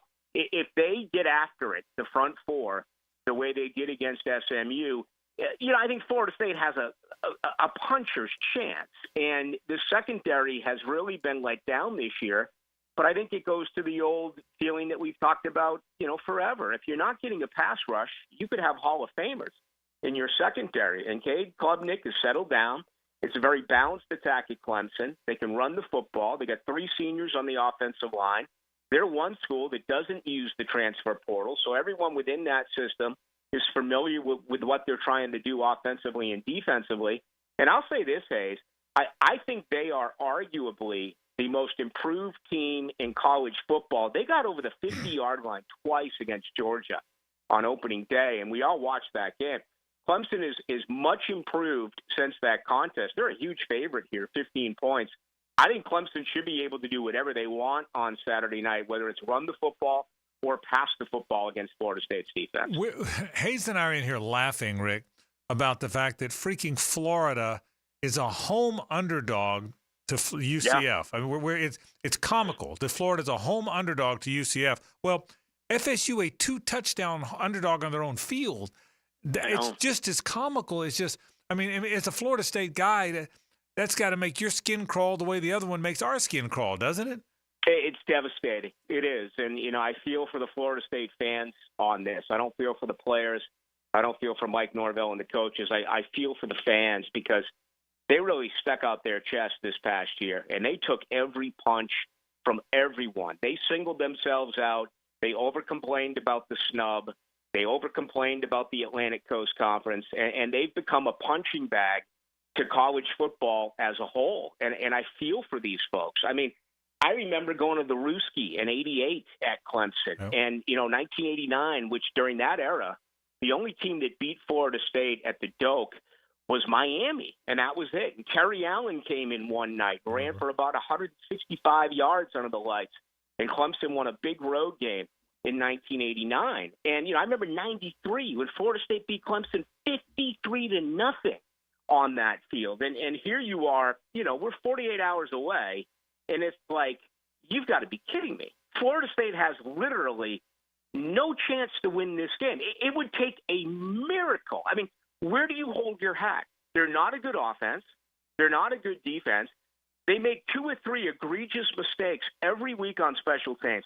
You see the punt snap, and they had a safety kick. You have a free ball, a free kick. They called a fair catch. There wasn't a guy within 15 yards of Keziah Holmes on a safety kick, and he called a fair catch. You have a 3-and-out, and you have an opportunity to get back the ball, and you get a face mask at the line of scrimmage on a punt return. I mean, they do it every week. They have the best punter-kicker combination in college football, but they have one of the worst special teams in the game because they just make mistakes that you cannot make. So, I just do. I hate it for the Florida State fans, but, the Jaguars need to play a game tomorrow to get over this losing streak. Florida State needs the season to end tomorrow. Yeah. They don't need to play any more games. Yeah, I mean, I would agree. And again, we feel the same way about the Gators. But what if you had to guess it right now, Rick, what do you think Florida State's record finishes as? Oh, my God. I still think that there's a puncher's chance against an undefeated Duke a week from tomorrow night. I still think they have a chance against North Carolina. They gave up 70 to James Madison. I think they have a chance against Syracuse. I think they have I don't even know who else is Wake Forest on there. If so, they may have a chance against them. We know that. Here's what we know. They have 0 chance against Clemson, Miami, and Notre Dame. No chance in those 3. The rivalry against Florida, this could be, you've heard forever, hey, these teams could both be 0-11, and it doesn't matter. It would still be a hell of a fight. This could really end up being one of those years where, I think the Gators can win Saturday. The Gators they'll give them 3 wins. That's 2 more than Florida State, but you could have a combined 5 or 6 wins by the time these 2 teams meet. I would say right now, Hayes, probably somewhere between 4 or 5 wins, best case scenario this year for Florida State. Yeah, I agree. By the way, what you just said, I'm looking at the schedule. I agree. They're not beating Clemson, Miami, or Notre Dame. The other games are Duke, North Carolina, Charleston, Southern, and Florida. They got a chance in any of those. So best case is 5, probably in that 3 or 4 range. Rick Ballou talking to FSU football. Great work as always. Rick, we appreciate it. Thanks, buddy. All right, guys. Hey, 6 o'clock hour tonight, college football with Tim Brando from Fox Sports, and we'll hear from the Philly Godfather. We'll take a look at the money at all these big games, including UCF and Florida. Love it. Coming up tonight, Brando and the Philly Godfather. Thank you, Rick. We appreciate it, buddy. See ya. Rick Ballou talking FSU football. Nobody knows it better or is more passionate about it than my man, Rick Ballou. We'll take a break. We've got a Duval County Scholar Athlete of the Week after this. Stay with us. The Frangie Show from the Harold and Harold studio. Don't settle for less than you deserve. Did you know you can charge the all-new Honda Electric Prologue in the same receptacle as your phone? You don't need these special charging stations at your home. Simply plug in your Honda or your phone. See your local Honda dealer now. We're electrified.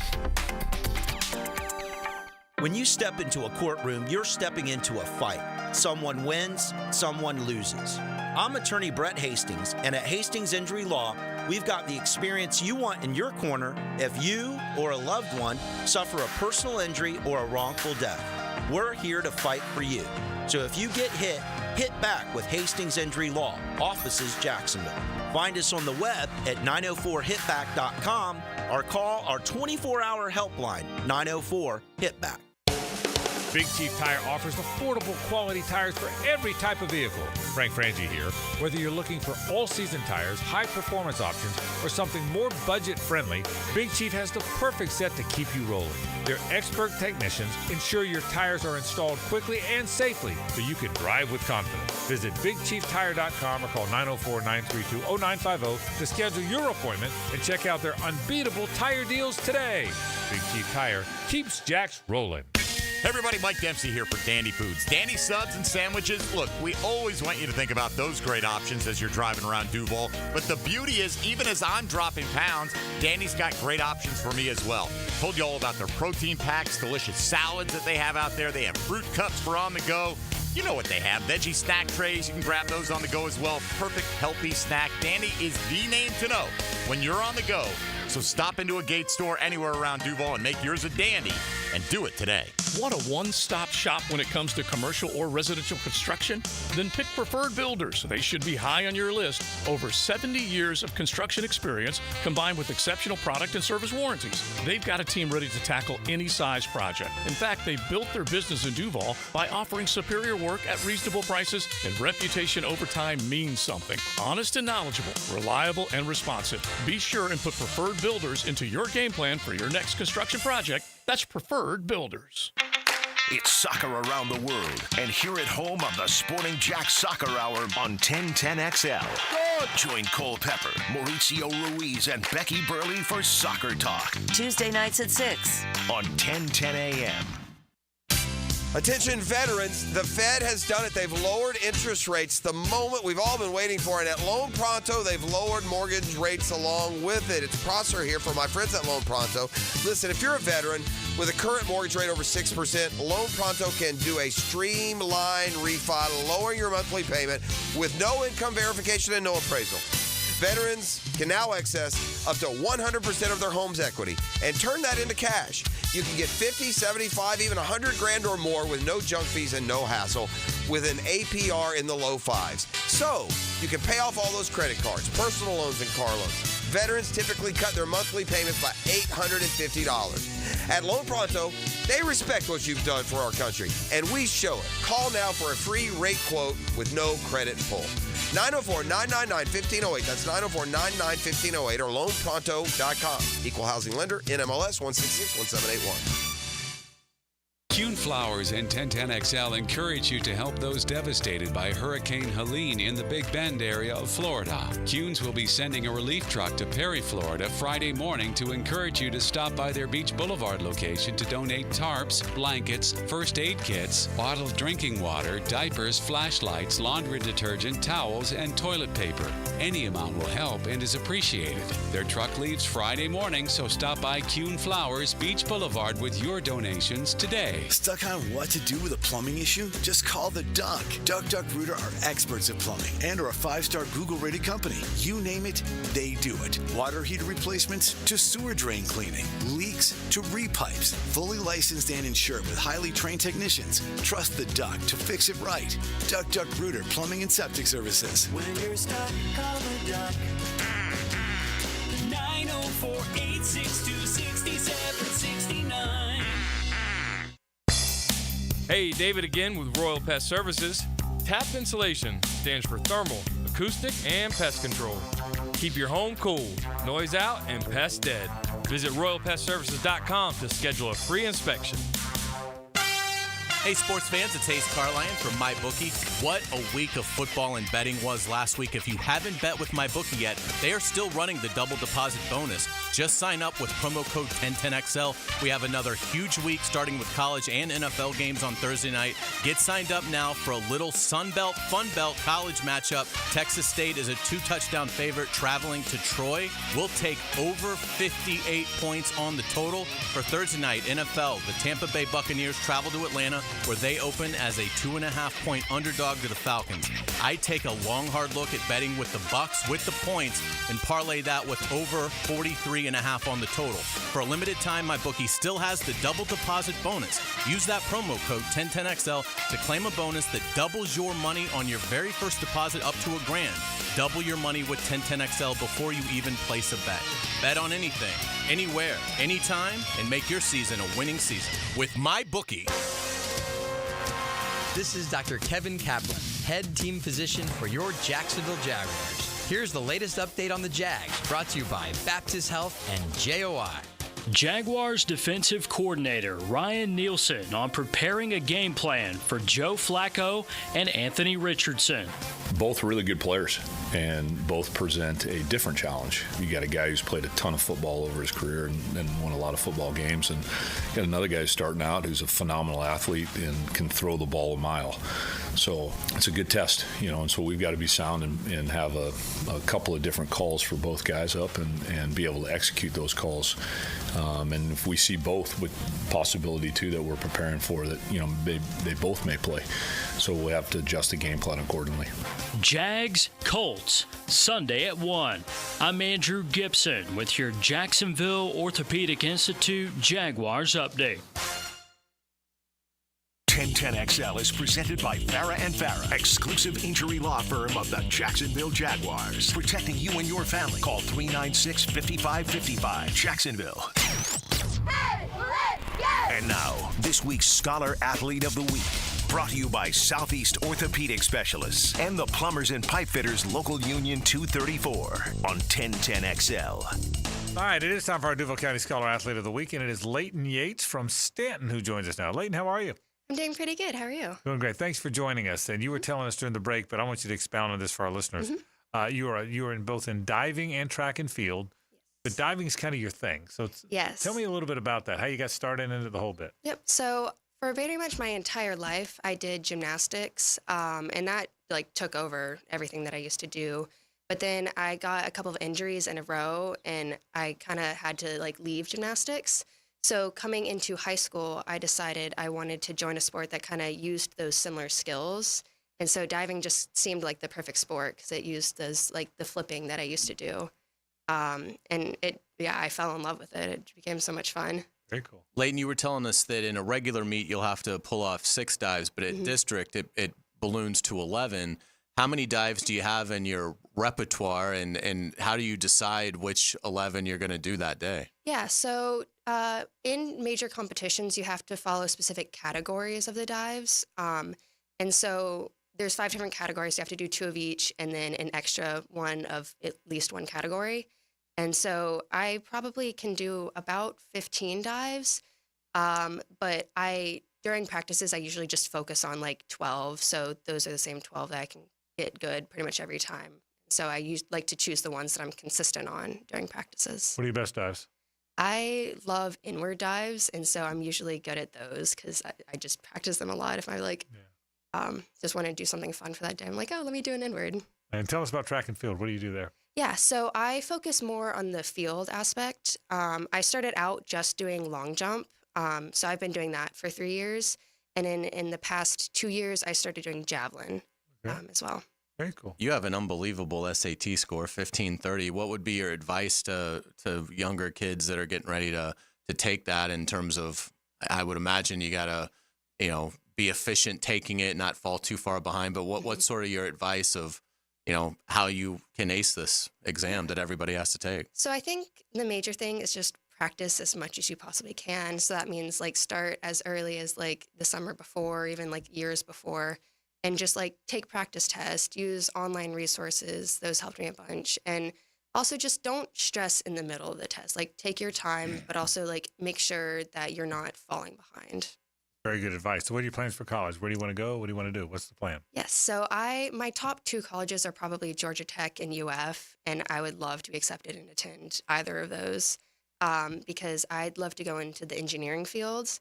And so both of those schools have amazing engineering programs, and also my parents are alumni, so it's kind of like close to the family. Very cool. That's awesome. What aspect of engineering? Yeah, so I am looking into biomedical engineering. My entire life, I've loved just like medical stuff, but I've never wanted to deal with the actual like blood and gore of medicine and being a nurse or a doctor. So when I realized I wanted to do engineering, because I loved all of my math and science classes. And so when I looked into those engineering fields, I saw that biomedical was an option, and it was like the perfect combination of engineering, but also medicine.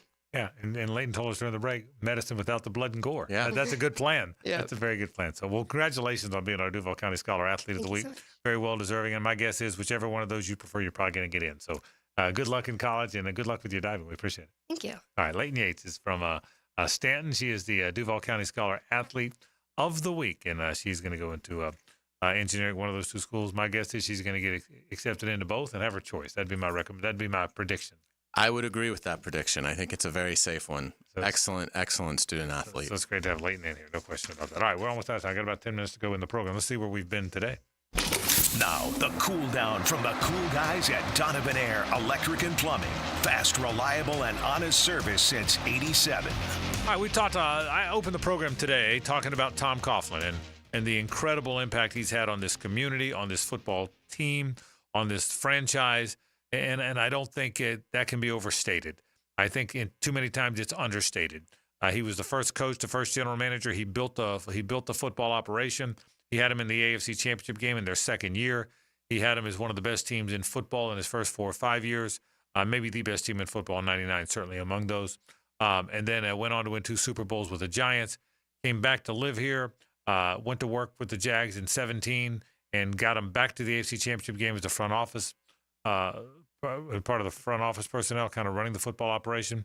And maybe more important than any of that, he has started the Tom Coughlin J Fund, which helps really aids families affected by pediatric cancer. It's one of the coolest things ever.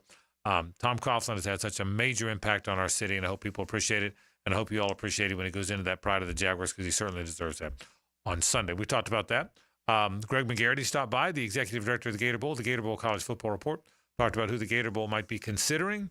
Certainly the best teams in the ACC, Pitt, Louisville, Duke, all in play, and a host of those in the SEC as well. And Rick Ballou came by to talk Florida State football, and that is where we've been today on the program. I want to kind of unpack some of the stuff Rick said, because we had to go right to the student athlete. They're really in no man's land. Again, so is Florida, but at least you have an idea where Florida's going. I also would suggest Florida probably has a little better foundation of young players. Now, they might lose them all when the coach gets fired, but I think there's some freshmen and sophomores you can get excited about. L.J. McCray and Aiden Mizell and Trey Wilson if he stays. Hayes, I think there's at least Jaden Ball, the running back, I think is going to be so good. I don't sense that FSU has a foundation of freshmen and sophomores. Now, again, Florida could lose them all when they fire the coach, which we all expect will happen. But at least for today, there's a bit of a foundation there. They've built a core, I think. Florida State, God bless them, it almost feels like it has to start over, which is so bizarre given how good they were a year ago. Again, it's one of the strangest seasons I can remember, one of the strangest stories in college football. It's bad across the board. I mean, we talked about, could you ever imagine 2 of Florida State's 3 best backs being at 3.1 yards a carry and 2.7? As a team, they average like 2.4 a carry. Now, that obviously incorporates sack yardage into it, but it's just an unheard of number. And they don't, when you look at the pass game, it doesn't get much better there. Their leading receiver through 5 games has 15 catches. I mean, that's 3 a game. That's not obviously a high volume for it to be your leader. And looking at where they stand, they're 35th on the 24/7 Sports team recruiting rankings. Now, I will say this: they've got 11 commitments, which is a low number. 10 of those are blue chips. There's 9 4-stars and 1 5-star. So of the 11, 10 of them are outstanding prospects. So they certainly have the potential to rise up this list as their group gets closer to the 25 mark. But I would say that's a little disappointing to be coming off a 13-win season, be now, to the point where you can kind of see signing day, and we're what, 60, 70 days away, something like that from signing day. And obviously the momentum is not going to pick up. It doesn't appear. So, that's, you wonder, how many of those 10 blue chips can they hold? And then obviously how many can they add when the product on the field has been such a disappointment? So it's tough. I mean, I think Rick is right in terms of there is no real easy fix to this. If you're Mike Norvell, it might make sense. Like, use that contract extension to your advantage and say to yourself, look, I know I've got 2 more years beyond this one. Let me go and make this more about high school recruiting and still, take your 5 to 10 players maybe in the portal, but certainly try to build something, make next year kind of a rebuild year with a really young team, and then with the hope that in 26, when they probably can get out from under that contract, you have put a team on the field that Florida State fans can be proud of. Well, one thing that could really help you is if Luke Kromenhoek is good. If you can get him on the field late this year. Now, again, he's not playing yet, but he's behind Brock Glenn, which is a little bit of a concern. You made that point earlier. But if he's good and you go into next year with something to recruit around and play around, that would matter. By the way, you went through their numbers, how bad the numbers are. They're 1-4, by the way. That's the worst number. Hays, they haven't played a ranked team. I mean, they're in this age of so many really good ranked teams. They're 1-4, and the schedule has been Georgia Tech, Boston College, Memphis, Cal, and SMU. That's what I think stings the most is when you hear those names. I mean, not that Florida State's schedule's that tough anyway, but Clemson, Miami, and Clemson, Miami, and Notre Dame still wait. So they are ranked teams. So we'll see. It's just a very bizarre year. The saving grace, if Kromenhoek is good, and you put him in there, and he wins the job and then holds off Brock Glenn, and you win a game or two. Maybe you go out upset Duke on the road. You're going to be. I think they have a chance at least to beat North Carolina, who doesn't look very good. They're going to beat Charleston Southern, I think. And Florida's at worst, it's home game. It's a toss-up game. So if you win a few of those, and you've got a quarterback that you can recruit around, that's the best thing that could happen to them. It doesn't look like it's Brock Glenn. He is the guy that needs to be playing now because he's next up.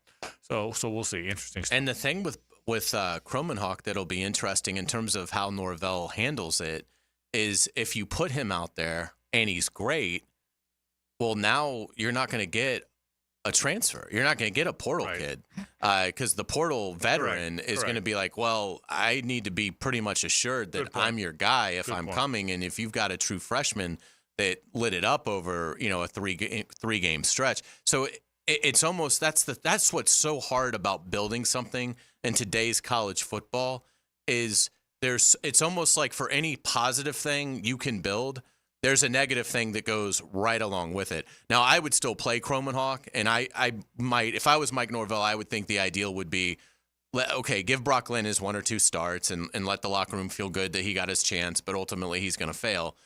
Let me go to Kromenhoek for at least a good 4-game span. Hopefully he's great. And then when I go in the portal, I'm looking more for a couple of guys that maybe are trying to get into coaching. They kind of understand they're not NFL players. They're just looking to be, kind of a steady veteran guy, but get a chance to play for FSU, which obviously can be life-changing in terms of the networking capability. So maybe that's the direction that you go in. But it's just so hard to build the quarterback room up anymore. And in terms of if Kromenhoek plays and plays well, then, you're probably not going to be in the market for a top-tier portal quarterback. Meanwhile, Florida does have a very good quarterback room, just not much else. So it's going to be an intriguing game to see how they play it. Is it 2 series in 1 series, 2 series in 1 series, which is my guess is how he'll do it. But if Florida loses big to UCF, the little brother down the street, if they lose 38-17, which is certainly a possibility. Any action, or you still believe it's second off week or end of the year? I just think at this point, I will say this: we'll learn a lot about Billy Napier. I think in terms of participation in this game. If Florida doesn't have any opt-outs, any guys that said, I don't want to play that fifth game, I want to protect my year. If Florida doesn't experience that, and Napier was asked last night about it, and whether it's true or not, I don't know. We'll find out Saturday. But he said they have not had, he said, we have a hungry group. We don't have any kids like that. Well, that'll tell you something about Napier's hold on the program. If he doesn't have opt-outs, I would let him coach all 12 and just get through it. It lessens the buyout, and you can, again, I think it's easier to go recruit your next coach because it's like, look, we gave him 3 full years to show us what he could do. So yeah, I mean, I'd at this point almost be in favor because the staff is so terrible there and they really don't have a viable interim. I would say even if UCF destroys him, if it seems like the players are still listening to him, he just built a roster void of talent, then I'd let him coach it out. Yeah, and I think he probably will coach it out. If they win the UCF game, then at least in terms of keeping his job, it gets interesting because that makes them 3-2. They're going to lose to Tennessee. That's 3-3. Then they come home to play Kentucky. Now, watching Kentucky, I don't think they can beat Kentucky. I think Kentucky's a tough physical team, better than Florida. But it's a winnable game. So if you get to 4-3, and then even after the Georgia-Texas losses, then the rest of the schedule's interesting. Ole Miss and LSU both have to play there. FSU's a team not having a very good year. Again, I'm sure if you're Billy, you're thinking, I get to 6, I keep the job. I think we all can tell you if they miraculously win 7 jobs, they're not. I'm sorry. If they miraculously win 7 games, they're not firing him. If he wins 4 or 5, they are firing him. So 6 may be the number that we'll have to keep an eye on. All right, folks, that'll do it for our program. We do want to remind you, Jaguar program comes up right now. It is the Jaguars Happy Hour, followed by the Doug Peterson Show. Tomorrow we'll be back at our normal time slot, 4 to 6 tomorrow, as we embark on the eve, if you will, of yet another big football weekend. We're out of here. Don't go anywhere. Jaguar programming comes up right now. For Hays Carlyon and for JJ LaSalle, I'm Frank Frangie. So long.